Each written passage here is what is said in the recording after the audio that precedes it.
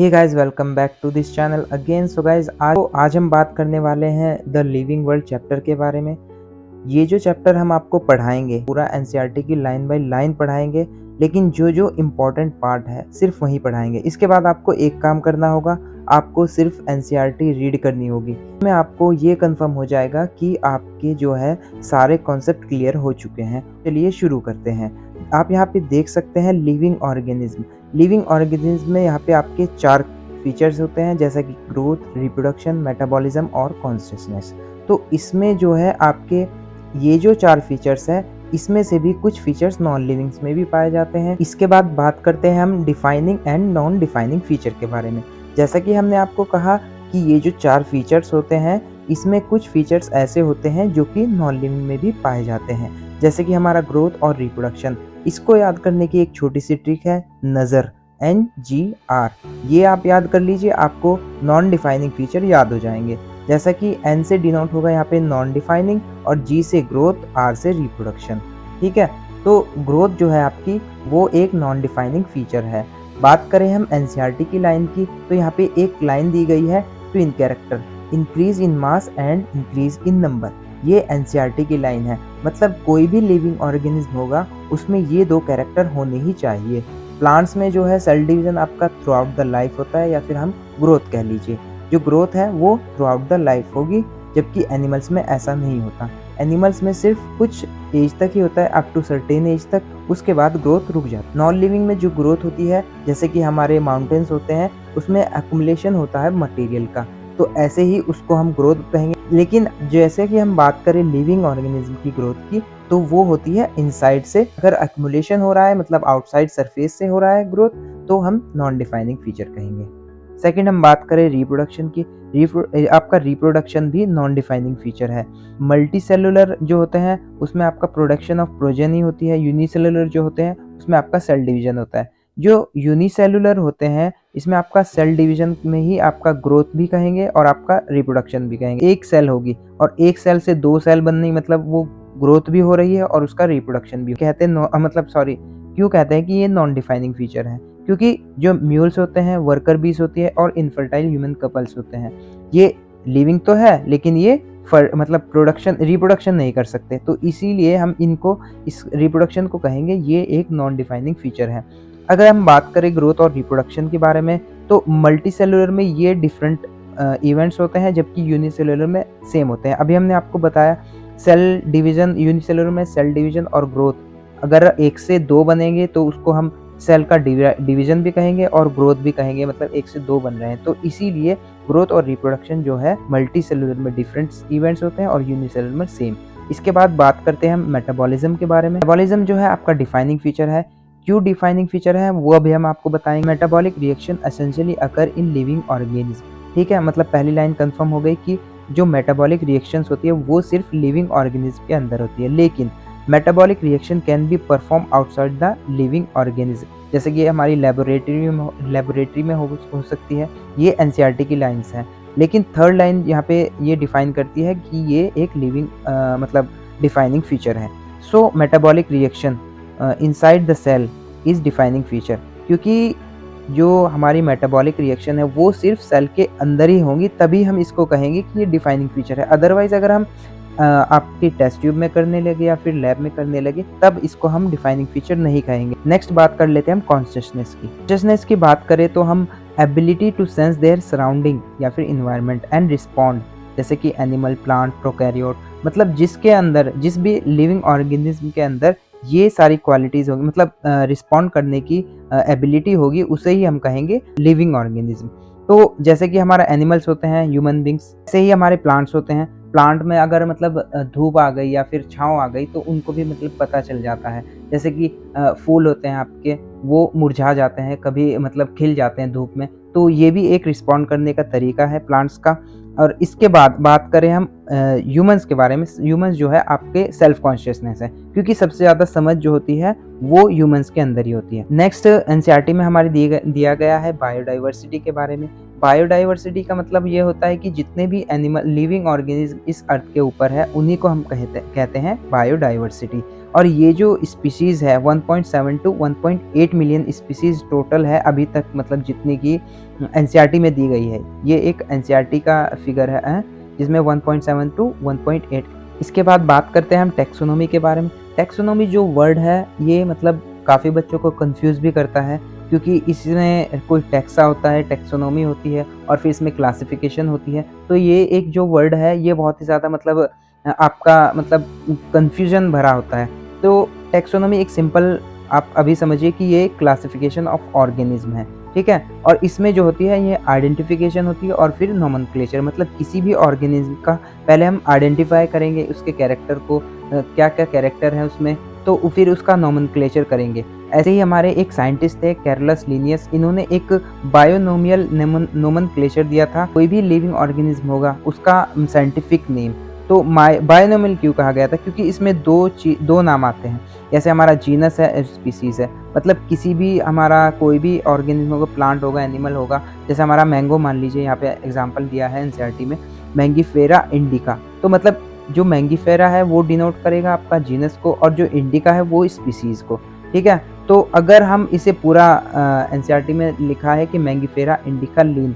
लीन का क्या मतलब? यहाँ पे लीनियस से है, मतलब इन्होंने ही इसका जो है डिस्कवरी किया था। दो आईसीबीएन और आईसीजेडएन की फुल फॉर्म दी गई है। आईसीबीएन जो है ये बॉटनी के जितने भी मतलब प्लांट्स के नेम नोमेनक्लेचर होता है इसमें वही आते हैं, और जो जेडएन वाले हैं आईसीजेडएन, इसमें ज़ूलॉजिकल मतलब जितने भी एनिमल्स के नोमेनक्लेचर होते हैं वो इसमें होते हैं। यूनिवर्सल रूल ऑफ नोमेनक्लेचर मतलब रूल क्या है नोमेनक्लेचर का, किसी भी प्लांट एनिमल का अगर हम नामकरण करें, मतलब साइंटिफिक नेम कर रहे हैं, तो उसका रूल क्या होगा? सबसे पहले आप ये एक स्क्रीनशॉट है हमारा जो कि एनसीईआरटी बुक में, अगर आप पढ़ना चाहे तो इसे भी पढ़ सकते हैं, लेकिन अगर आप 2 मिनट मतलब 1 मिनट में हम समझा देंगे आपको, ये जितने भी 4-5 पॉइंट है हम आपको 2 मिनट में आपको बता देंगे कि इसका क्या मतलब है। मैंगीफेरा इंडिका एक एग्जांपल लेते हैं। इसमें कहा गया है कि जो फर्स्ट वर्ड है वो आपका जीनस डिनोट करेगा और जो सेकंड वर्ड है वो स्पीशीज डिनोट करेगा। सेकंड चीज़ जो है इसमें, जो मैंगीफेरा है हमारा, वो कैपिटल लेटर से स्टार्ट होगा जो कि जीनस का है, और जो सेकंड वर्ड है स्पीशीज वो आपका स्मॉल लेटर से। थर्ड, अगर हम इसे हैंड रिटन लिखते हैं तो इसको अंडरलाइन करेंगे, अगर हम इसको करते हैं क्या बोलते हैं प्रिंट करेंगे तो इसे हम इटैलिक्स में करेंगे, ठीक है? ये चीज़ थी इसमें। इसके बाद नेक्स्ट हम बात कर लेते हैं। देख लीजिए यहाँ पे हमने एक मतलब एक ऐसा ऑर्गेनिज्म है जो देख सकता है और दौड़ सकता है और आपका खाना खा सकता है। तो ऑब्वियस सी चीज़ है कि वो एक एनिमल होगा, ना कि कोई प्लांट, क्योंकि प्लांट दौड़ नहीं सकता, आपको पता है। तो एनिमल जो है आपका भाग सकता है, देख सकता है और खाना खा सकता है।